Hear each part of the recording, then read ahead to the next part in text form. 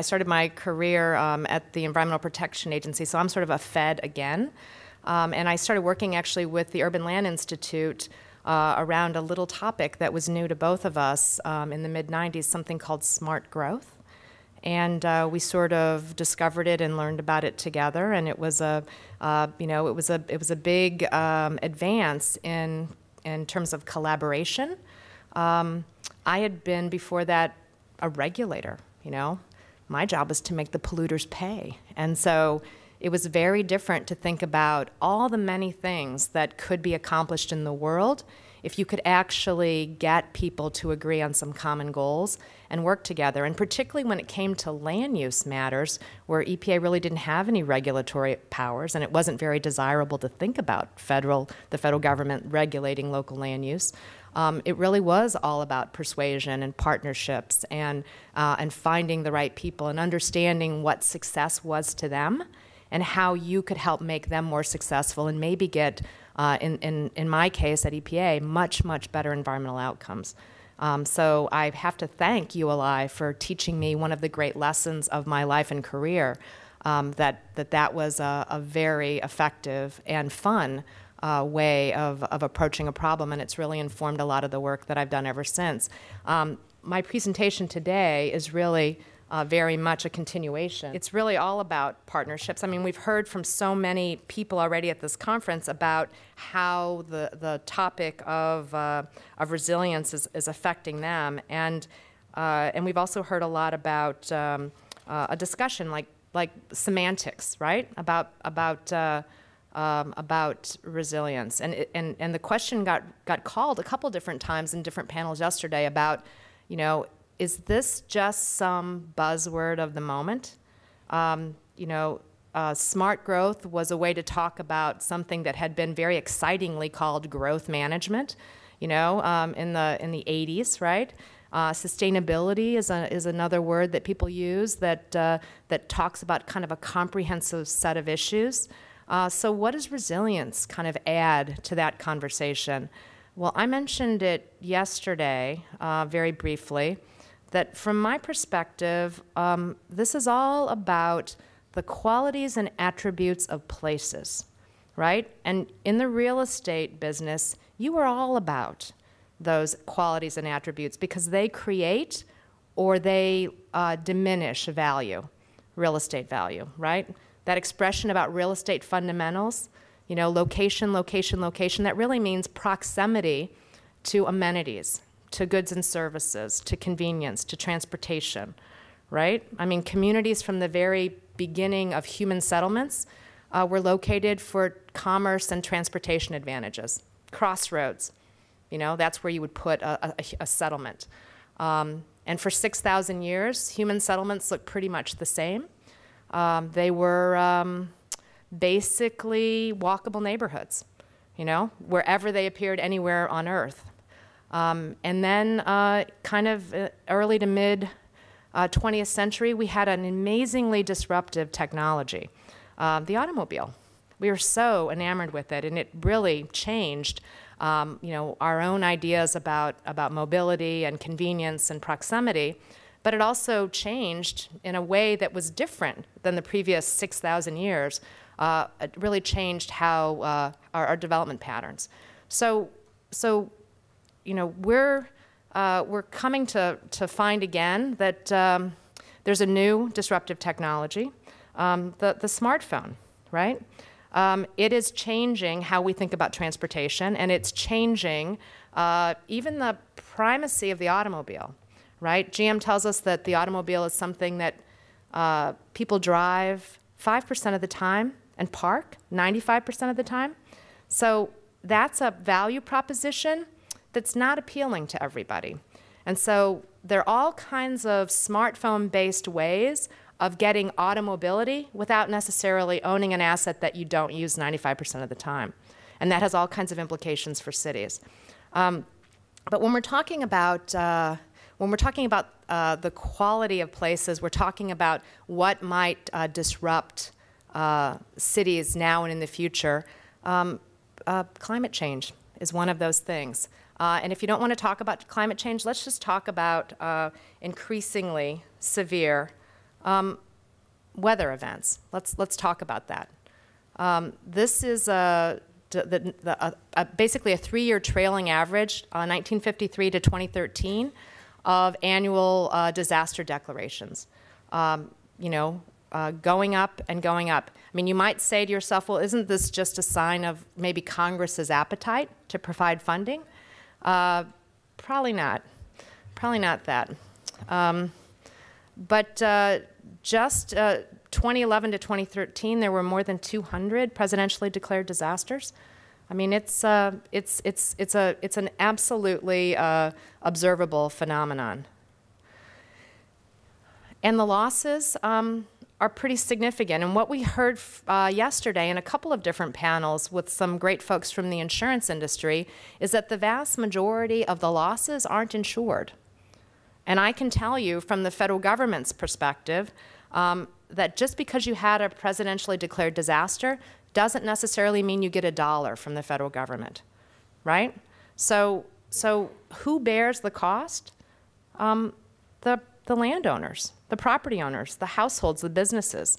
So this isn't something that the federal government is concerned about just because of what the federal government pays for disasters. It's because these losses are suffered all across the country, and it's getting worse, and that people aren't necessarily realizing what kind of a future faces them with greater frequency and severity of storms. Another phenomenon that was touched on a little bit yesterday is that is two things. Urbanization. We're in the century of the city. We're for the first time on this planet, the majority of people live in cities, and that's an accelerating phenomenon. Partially because cities are places where people perceive very correctly there's more economic opportunity. There's more opportunity for social and economic mobility. And in many, many parts of the world, including very much in the US, the coasts are, maybe this is a bad choice of words, fatally attractive, right? The coasts are very appealing for people to move. There's a lot of amenities in coastal areas. The weather, when it's good, can be very good. We're seeing it absolutely that an enormous shift of the population from the center to the edges, which for those coastal places can be a boon, but it also means given the increasing severity of severe weather events, it also means a lot more people are at risk. And we've seen climate change in action. We had a great keynote presentation from Rebecca at NOAA yesterday, who talked very much about the third national climate assessment and just how obvious it's become in different parts of the country, the types of disasters that we're facing and what we can expect in the future, and that it's not, and that in many ways the future is now, right? I've got a good friend who likes a William Gibson quote. He talks about the future is already here. It's just not evenly distributed. Right? So a lot of people are already seeing sea level rise, Norfolk, Virginia, Miami. We saw some amazing pictures of a part of Northern California at high tide. I mean, this is already happening. If you're a gardener, if you're a beekeeper, if you're a bird watcher, I mean, you've seen it in, just in the last few years. You have seen the changes yourself and commented over the back fence about those things. So we're already experiencing it, and yet we're not necessarily prepared. From HUD's perspective, we're responsible for the most vulnerable people in the country, and what we know is that disasters have a hugely disproportionate impact on poor people. That preparedness is behavior is more closely associated with higher education levels. that people of lower socioeconomic backgrounds are less likely to receive information about disasters and much more likely to understand or believe the warnings. That disaster losses can be much more pervasive. Think about long before there was HUD, where did poor people live in communities around the country? They lived in land that didn't drain well. They lived next to noxious uses, right? They lived in areas that were more hazardous, inherently more hazardous, because the land was cheaper. Well, that's still where a lot of poor people in this country live, whether it's in publicly subsidized housing or whether that's just market rate affordability for you. But those physical impacts from a disaster are so much more severe on people of low income. A lot of us in this room, if we had a disaster, and many of us might have experienced some effect recently of a disaster. I know we have a lot of people here from the New York area and people from the Delta. If you're a middle income person, you have the resources to rebound. If you're a poor person and all of your uninsured possessions are gone, if you're out of your housing, if you lose your job, if you're more likely to be an hourly worker than a wage worker, right?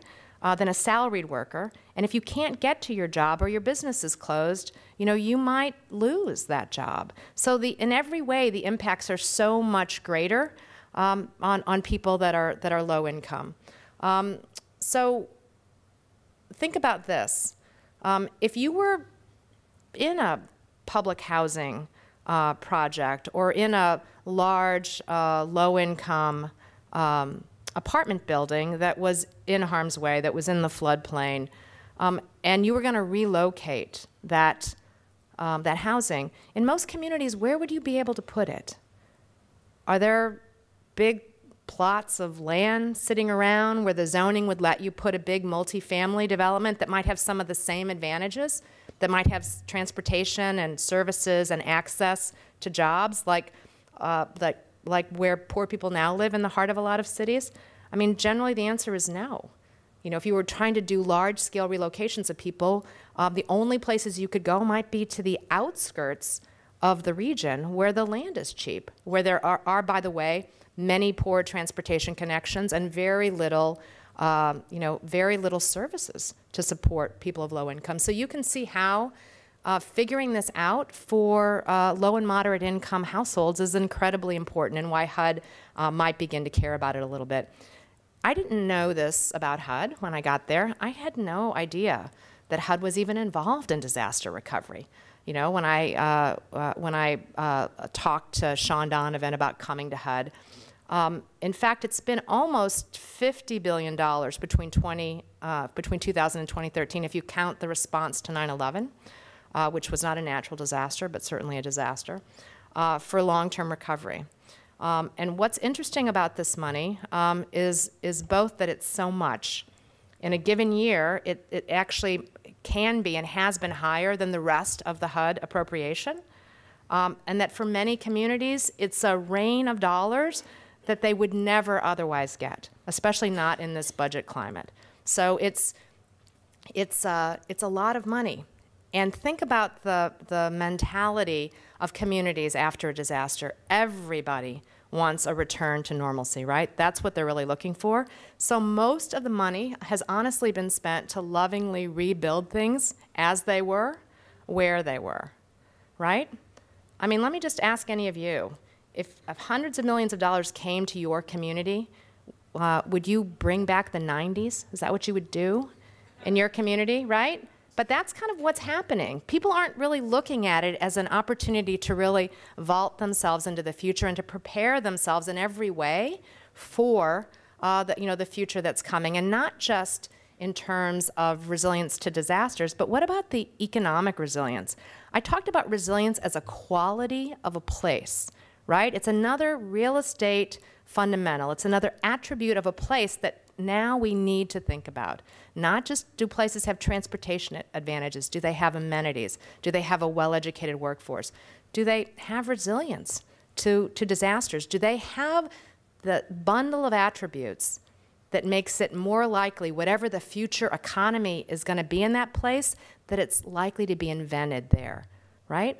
So are you one of those kinds of places, right? So this is an important attribute, and what we're seeing is that this money is now being spent to create that full bundle of qualities, to help enhance that bundle of qualities that includes resilience, but is not just about avoiding or recovering or preventing the next disaster, but it's about all the other things that people in this room care about. Where are good places to invest? Where are the places of enduring value? Where are other investments going to want to flow, both human capital and investment dollars? That is the opportunity that we're really looking at. We also see a lot of communities that are repeatedly affected by the same hazards, right? So we're there over and over again. You know, what is Einstein's definition of insanity? To do the same thing over and over again and expect a different result? I mean, that's kind of where we are with a lot of places. So for us, you know, this is a huge issue. And so in part inspired by Rebuild by Design, but also just by the experience, just by an analysis of how this money is being spent and what it's being spent for, we think that there's a real opportunity right now to make resilience the new normal, the new business as usual in communities. But it also means helping them to understand, you know, what is this word? How does it pertain to them? How does it, you know, how can they make it real? We heard from Marilyn last night about Rebuild by Design. It was you know, it was an incredibly important sort of watershed moment for HUD, and I feel so fortunate that we had the leadership of Sean Donovan at that critical time, because I can tell you, you know, it would have never happened, but for his personal leadership and how hard he worked on the leading the Hurricane Sandy task force. It was really an amazing thing.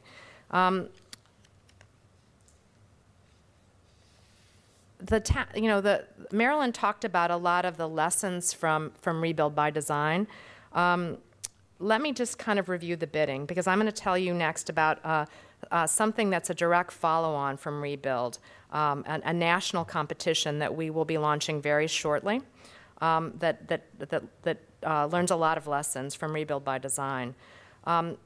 What got people interested in Rebuild was a commitment of a large amount of federal resources toward implementation. Marilyn talked about how more than 140 teams from around the world were attracted to participate. So it brought world-class talent and a lot of participation because there was the perception of a potentially big prize. So we think any number with a B at the end of it is a good number, that it gets people's interest, right? So it's kind of a carrot. Another thing about RBD that was so great, it involved an immense number of partnerships. Philanthropy was really key, and we have a great partnership with philanthropy going forward for this national competition. But it was also important to partner with other federal agencies, right?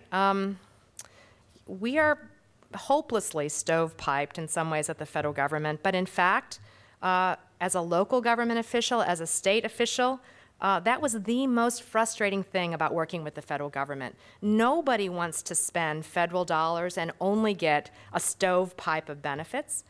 No one wants to get transportation money and only get transportation benefits out of it, right?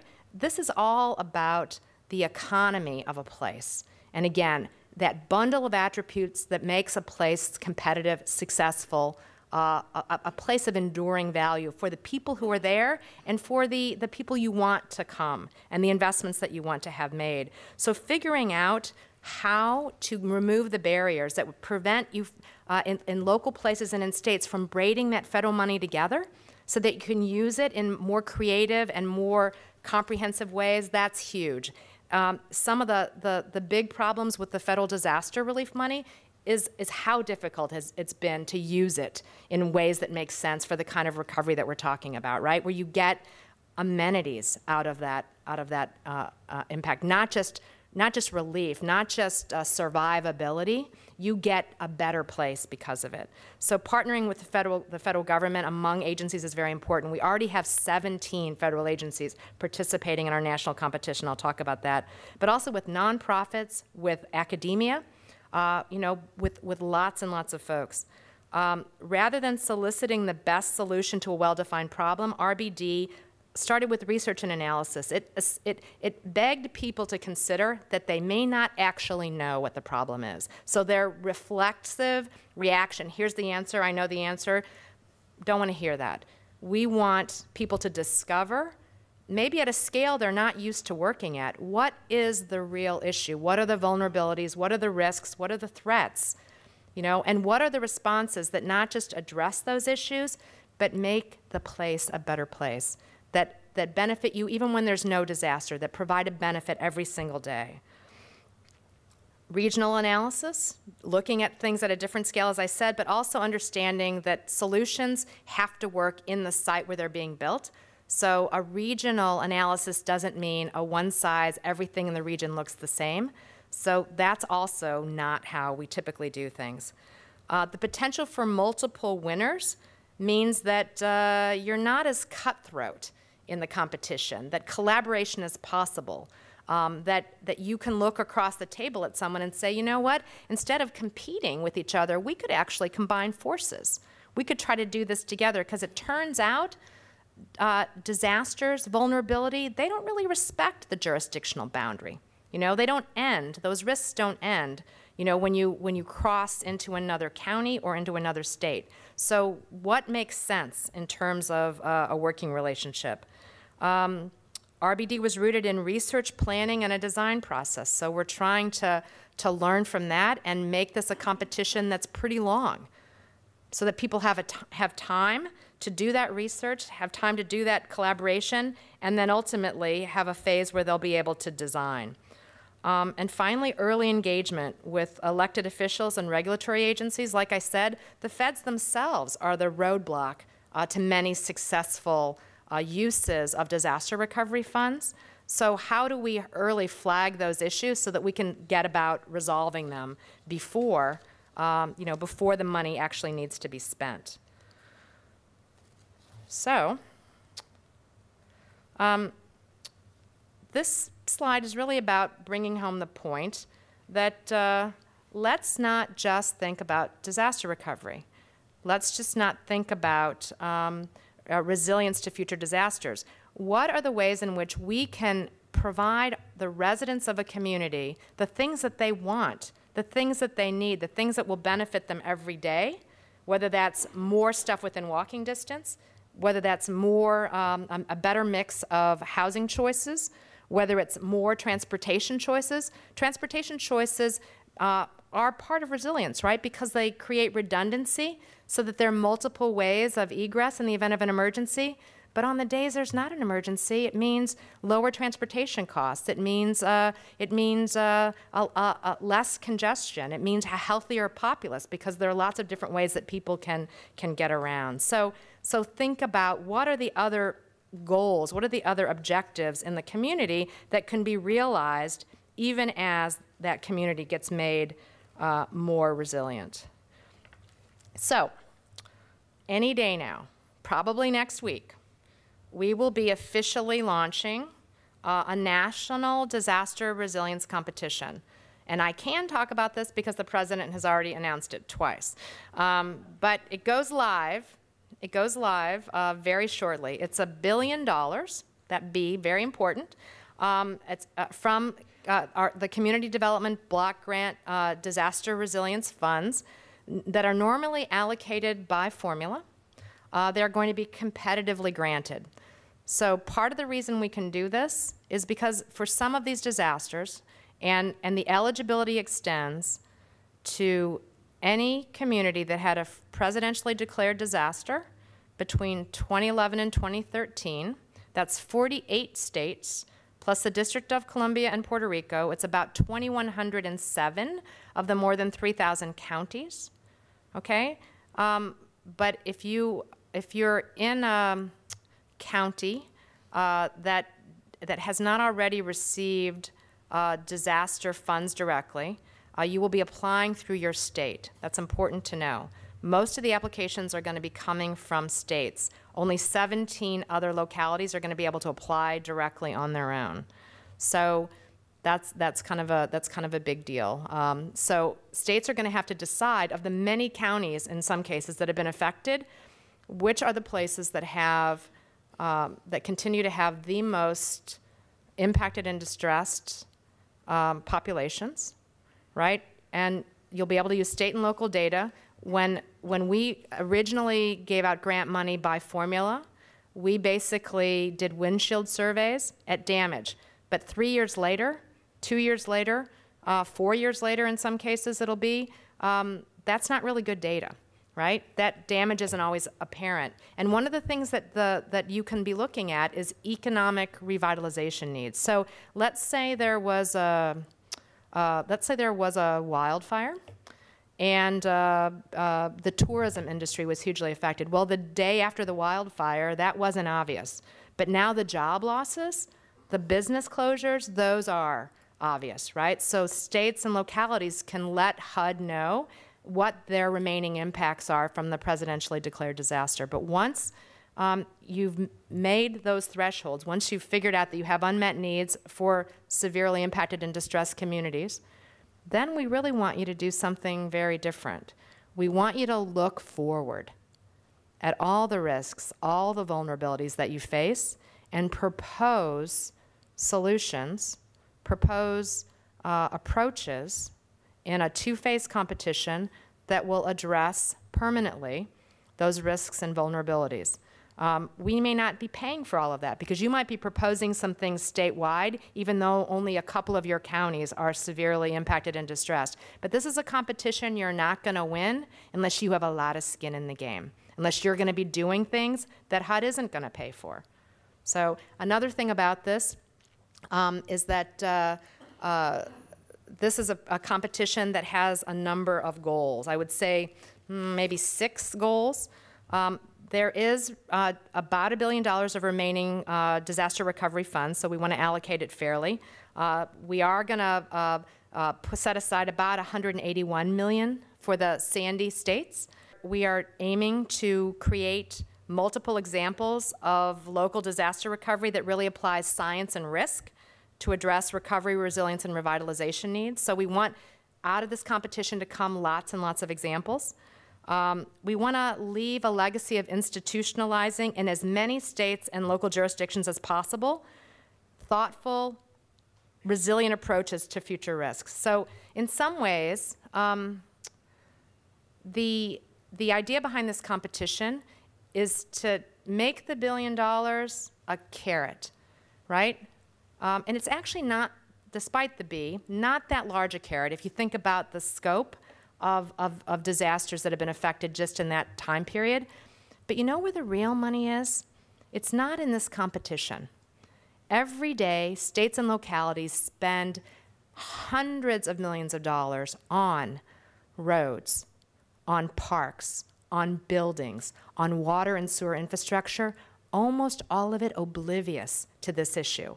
So our hope in this competition is to give people a process and a lens through which to look at their own daily investments and change how those investments are made. Maybe it won't even cost them any more money to make their places more resilient, but believe me, most places are not even thinking about it now. That is the real money, that money that's already being spent, but in ways that don't affect resilience. Fourth, it's to provide the resources, right, to help communities plan for these multiple benefits, not just resilience, but what are the things that they can also invest in that make things better today for their residents. It's not just about the states and the local governments, it's also about community stakeholders, about what are the risks, what are the vulnerabilities, how can everybody have a better understanding of what the future holds. And finally, it's to really recognize that the federal money isn't enough. The local money is probably not enough, that we need to look at private sector interests in resilience. I loved the opening panel yesterday. The great chairman of Prologis, who talked about not being an altruist, but really looking at the investments in sustainability that lower costs for their customers. A lot of things that provide resilience in communities also lower costs for building owners and operators. You know, that whether it's stormwater management, whether it's energy efficiency improvements in buildings, whether it's distributed renewable energy, all of these things also help to build resilience. So at this moment in time, you know, there's a lot of opportunity for those multiple benefit scenarios and for lots of co-investors to potentially be part of the solution here. So philanthropy is a key element, and we're going to be working very closely with the Rockefeller Foundation. They are going to be providing, almost on a parallel path, a lot of technical assistance to folks about resilience as part of the first phase of the competition. But it's also very important that we engage the real estate community, the insurance community, a lot of the potential co-investors in resilient outcomes. So those are the major the major points about the competition. It should be launched very shortly. It'll be 2 phases. The first phase is really going to be a lot about discovering the risk and the vulnerability. And then we will select people who give us good proposals to go on to phase 2, which is going to be a shorter phase that's more focused on design, a smaller set of folks who are going to work intensely in teams. Unlike RBD, where the competitors were designers, the competitors in this case are going to be local governments and states. So it's very different, and figuring out how to get design sensibility onto the teams of people who are going to be part of those competitions is a key thing that we're working on to make sure that that happens.